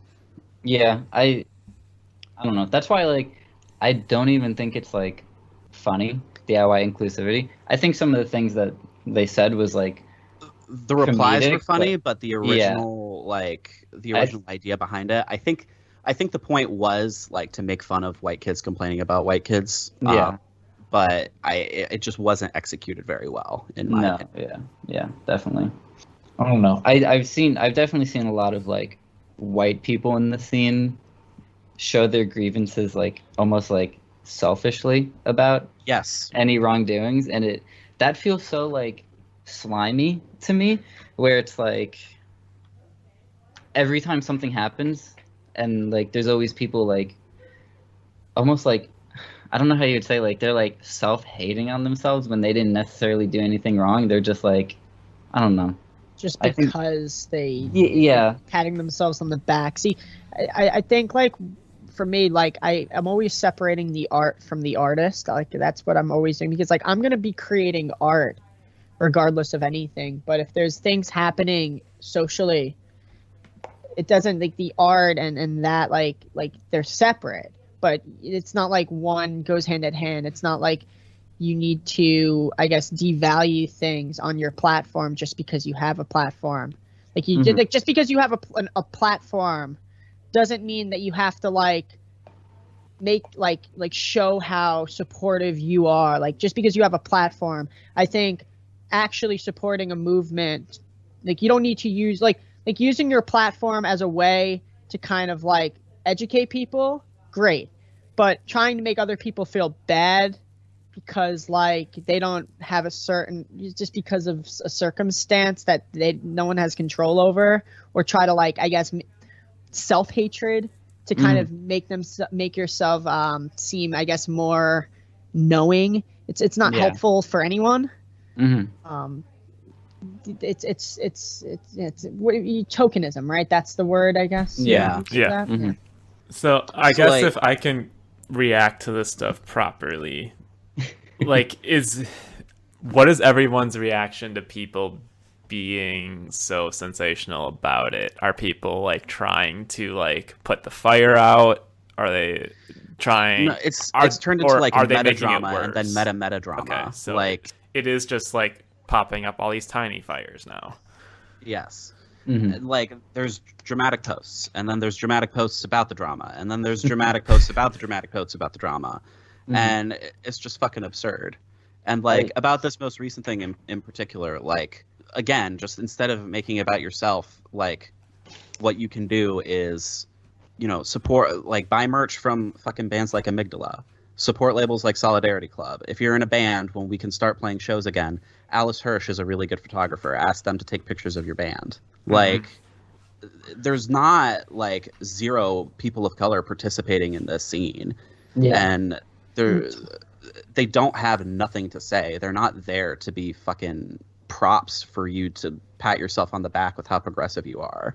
It's like, it's like I said, it's like the social, it's like if you believe in something socially, you don't need to, like, tell people on your platform that you believe in it. Just, like, do it.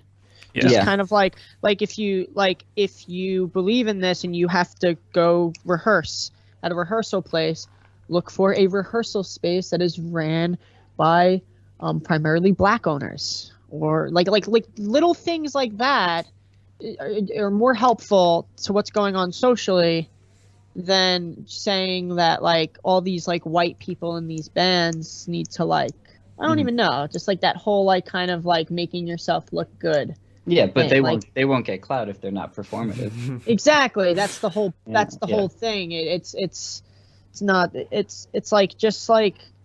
It's that performative action that's kind of like the really. You have to do something. Like, you need to, like, either donate or like let's say you can't donate, like, $1,000 right up front. Donate a little bit each week. Each little thing that you see donate a little bit, because by 3 months you donated all this money because you've been slowly donating. Like, just all these little things that you can do that. Don't like tell people about it, because it's like it's Yeah. That's why I don't have Instagram or anything. Like, it's literally because it's like, if you're experiencing life and you're living, just do that. All right, I think I got about 30 minutes left. Does that work for the news part? Okay, 30 minutes on the news. All right, we're going race. 6 topics here. One of them is that there is back. That Evan Weiss and the insane guitarist and Mike Kinsella is not playing drums anymore. Oh, I don't think I know who that is, but they sound good. Wait, they're back? Wait, how did this happen? Evan Weiss posted on Instagram that they're working on an album. Oh, fuck yeah, I am so excited. See, I always thought, like, I like this band and I like how showy they are, but I couldn't, like, tell you how a single there song goes. Yeah. I like the lyrics, to be honest. I feel like I can see why people don't like them, but like for me, I think there's like a lot of like cool wordplay that he uses, like specifically in like the lyrics. I'm also a guitar player, so like the guitar work is really cool. Yeah, it's by far the best part about that band. There's also some like really, really cool like odd time parts. Like the way that I'm very into like the instrumentation and stuff, so like that's like such an important part for me.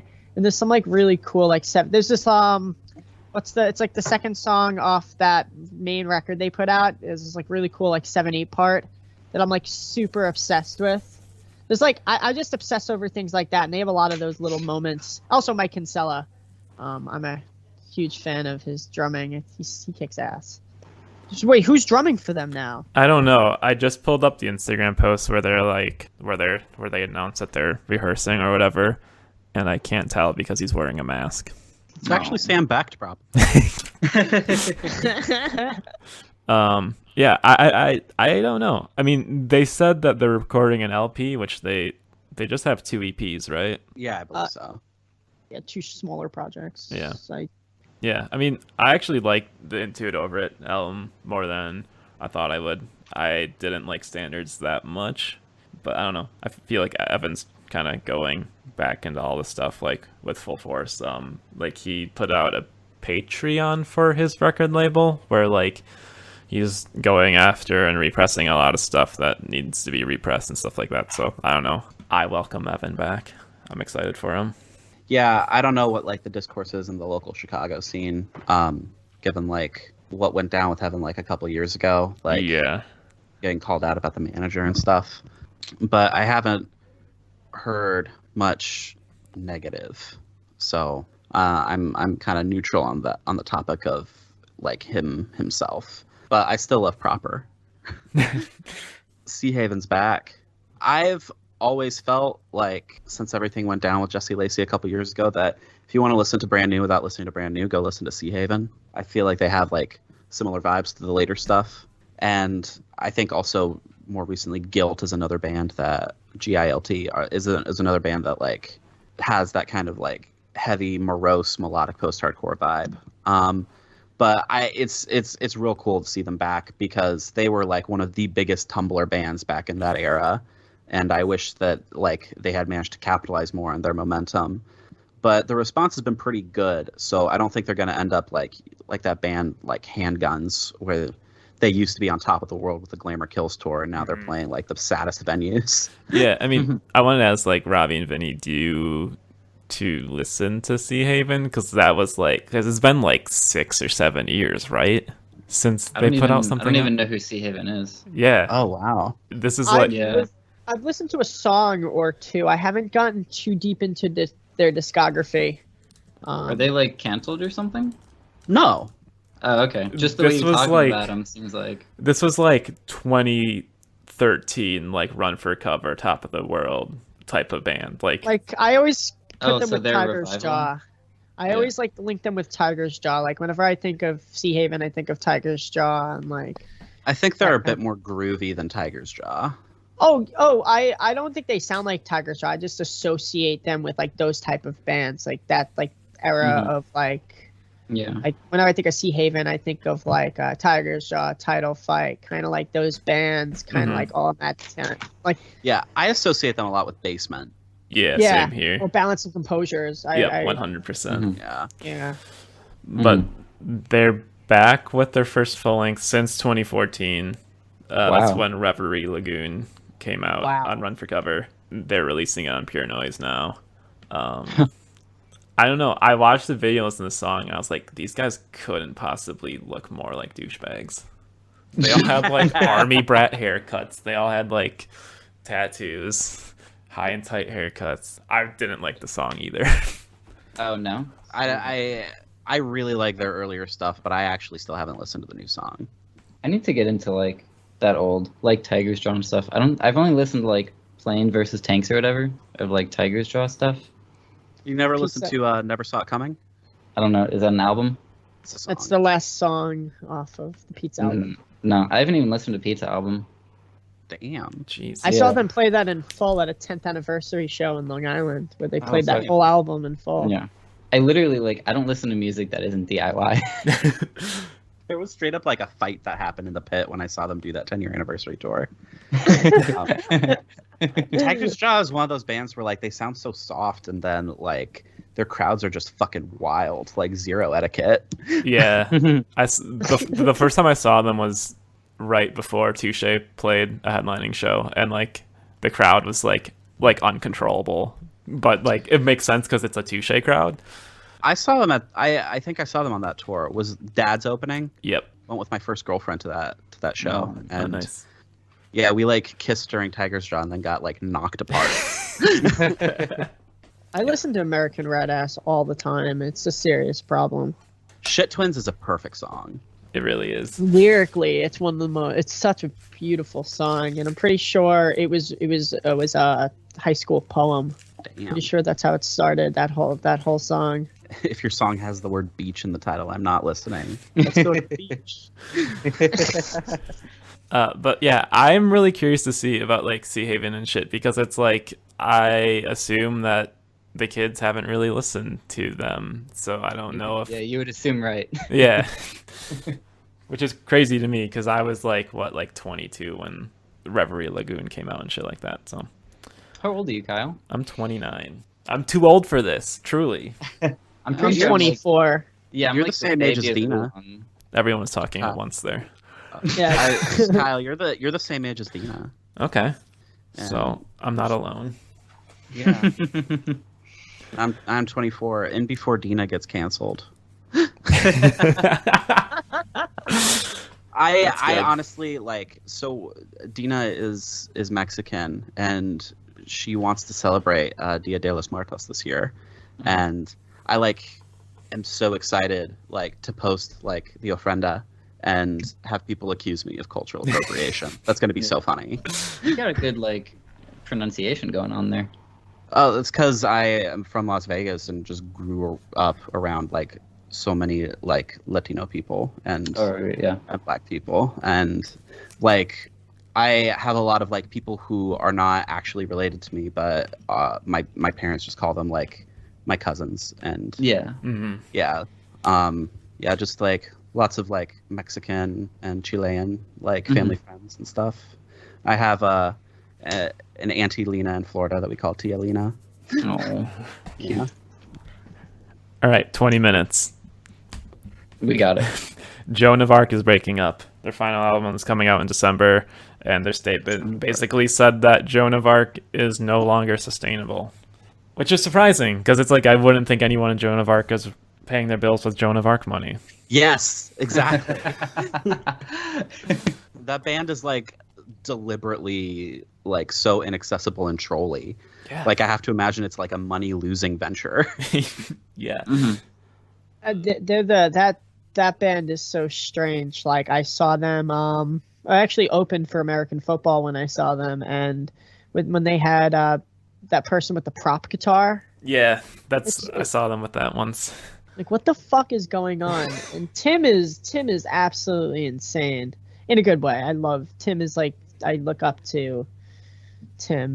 The way that he views art, he's very, very flamboyant in the way that he performs, and I love it. And that honestly, like when he was throwing French horns around and shit, like he literally chucking French horns around, like in the crowd, just throwing French horns. I was like, what is going on?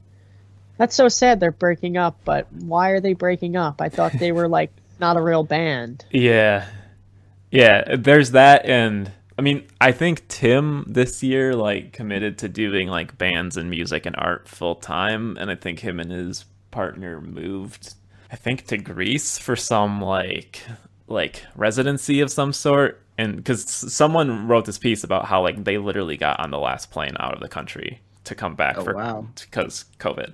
And yeah, and I think his project with his partner Good Fuck was like kind of taking off and stuff like that.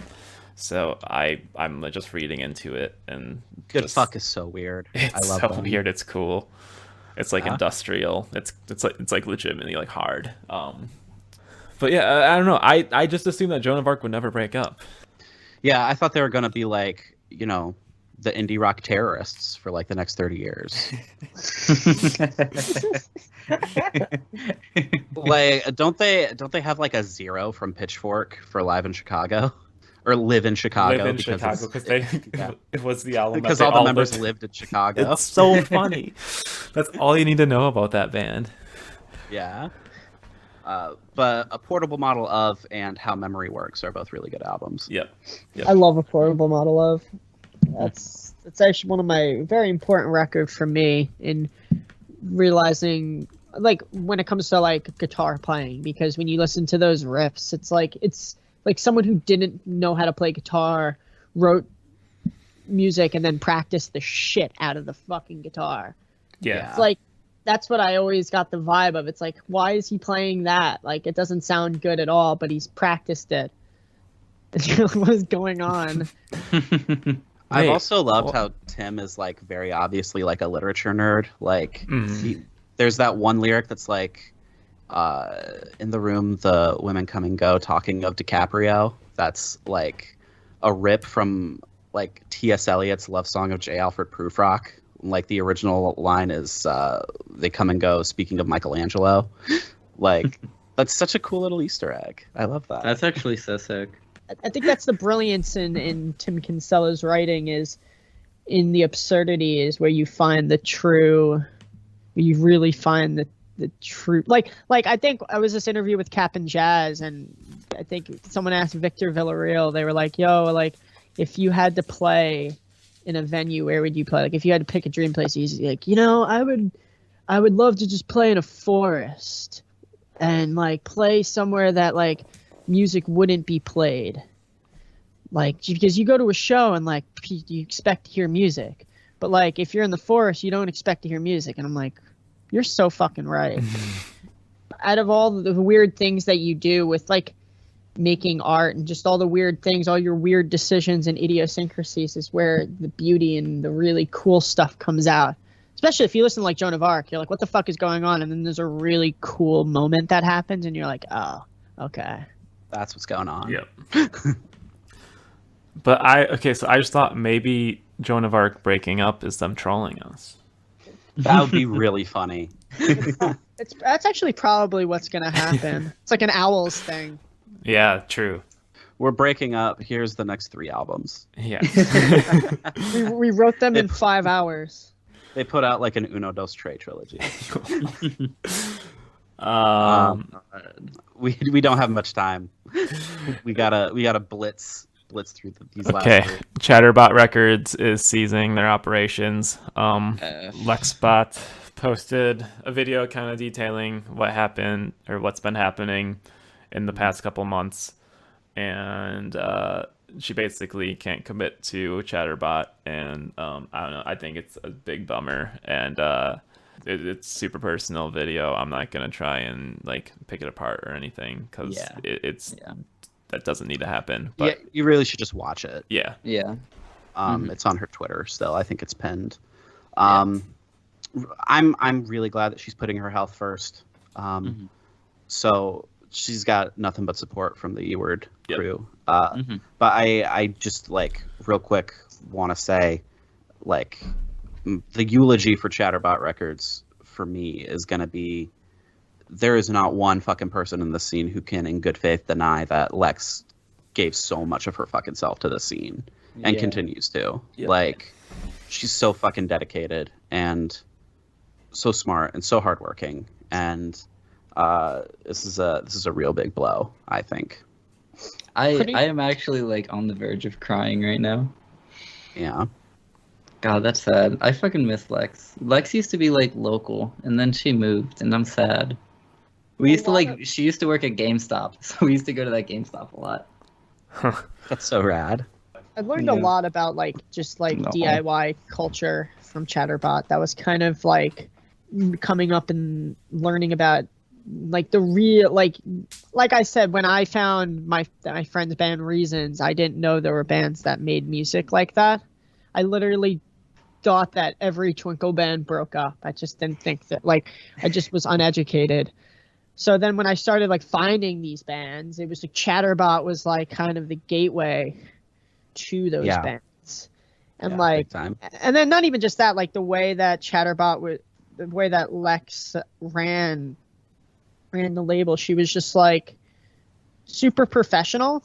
Yeah. While also being like, it's DIY. And I think like if you look at like there's an old like Algernon video where it's like I think it's called Some Kind of Documentary or some kind of like something like that, and it's like they're just like talking about like making t-shirts. It's the same DIY ethic, but at the same time they're not talking about like promoting the band. They're just like, yeah, we're making t-shirts and we go from here to here. Chatterbot was like, yeah, we make t-shirts, we do that, but it's like we have releases, we like schedule things, we are a label. It's like, sure, we're DIY, but like we have the resources to make it look like cool. And to me that was like, oh wow, like I have to put effort in this, let me go. And then I just talked to Robby and I'm like, hey, we want to run the Twitter. It's like it's like it's all connected. Like it's sad, but I mean it's really important that she takes care of herself. I mean that's obviously the most important thing. But yeah, and I like look at how many labels get announced and they put out one record and then we might go 14 months without with like Chatterbot. It was constant. The work ethic was insane. Yeah.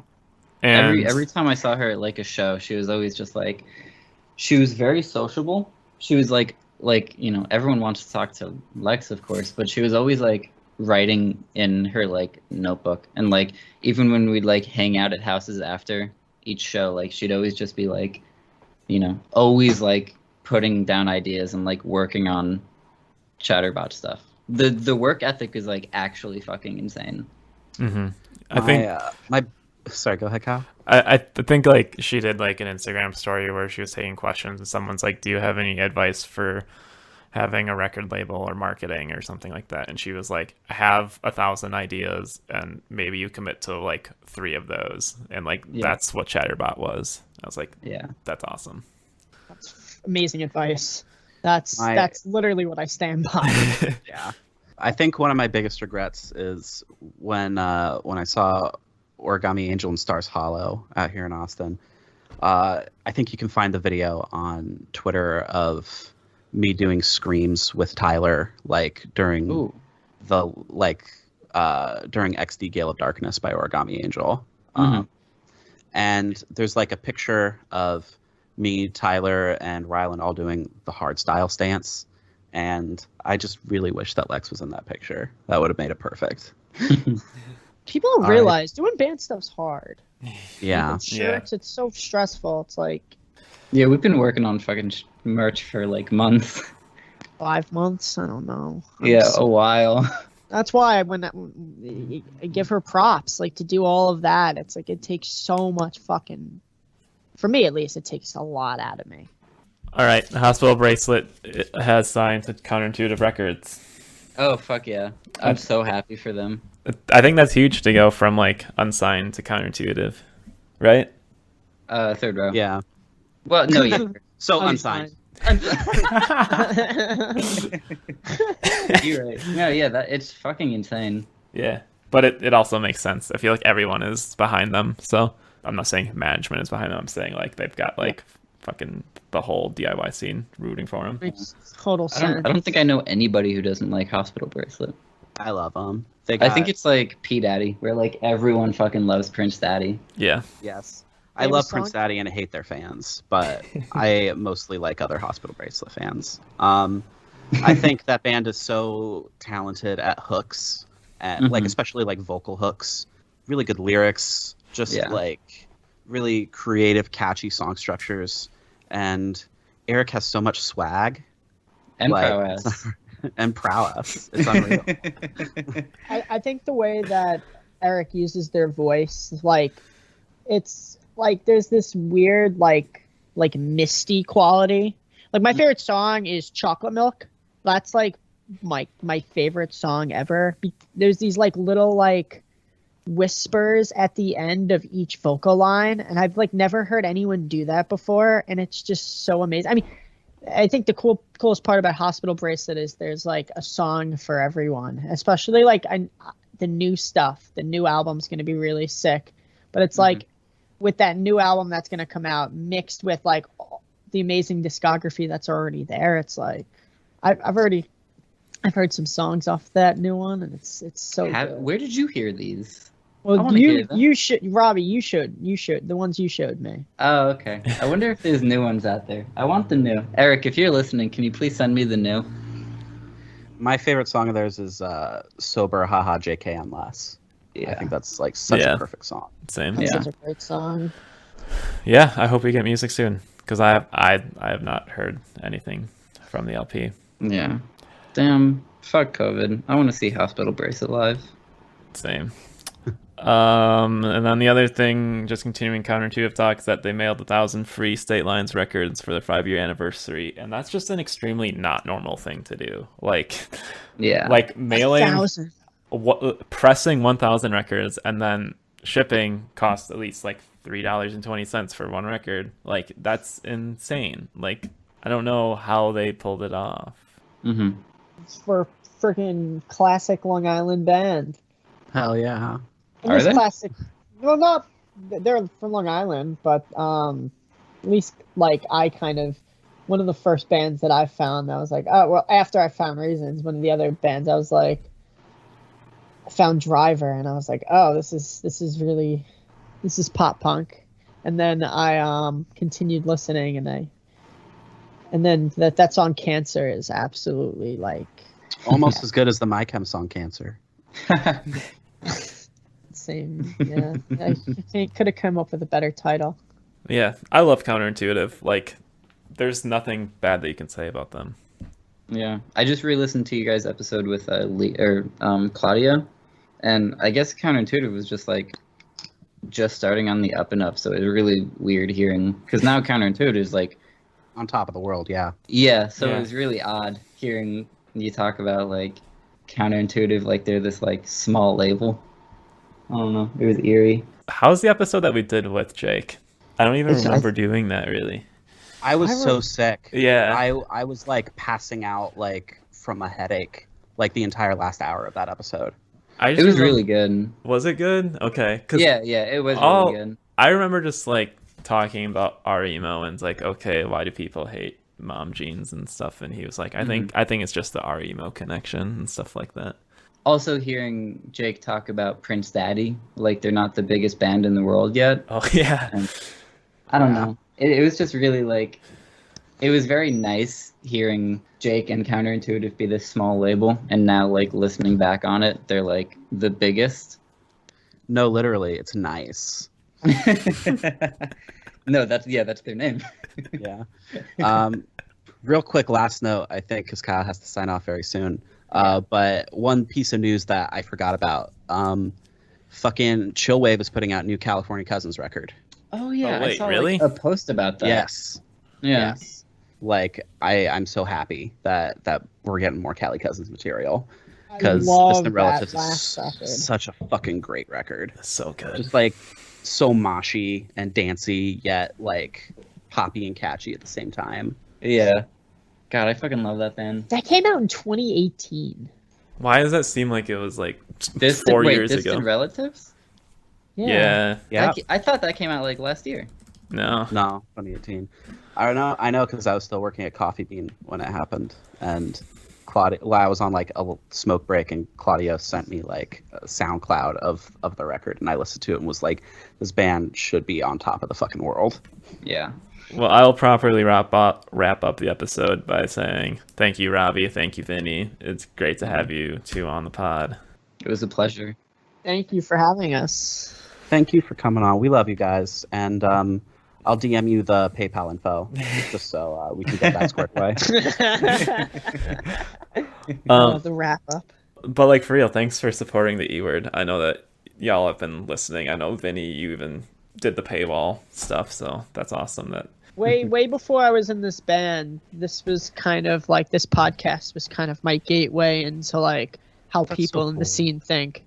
Mhm. So it was very much like I remember finding your podcast and listening to which episode was the one that did it for me. I'm trying to remember, but I like there's so many episodes that I listened to more than once just because of how like the snowing episode. That like the Yeah. questions like you got everything out of that record. Somehow Yeah. you created an environment where they were all like reminiscing, like they were like they're all old pals because they are old pals. And they it's literally like, cried. John Gom cried. Yeah. Aw. Like that's they were- how you know you're doing a good job. Can I say you guys are the reason that like I have so much social anxiety in this scene because I listened to the podcast before I entered. So now I hold like Tyler and like Ryland and like all of Comma Salad on like this super high pedestal. So it's like, oh, they were on the E word. I could never talk to them. now you've been on the E word, and you can. And now do they And now now they people can never talk to you. We're all famous. I gotta stop liking too many posts on Twitter.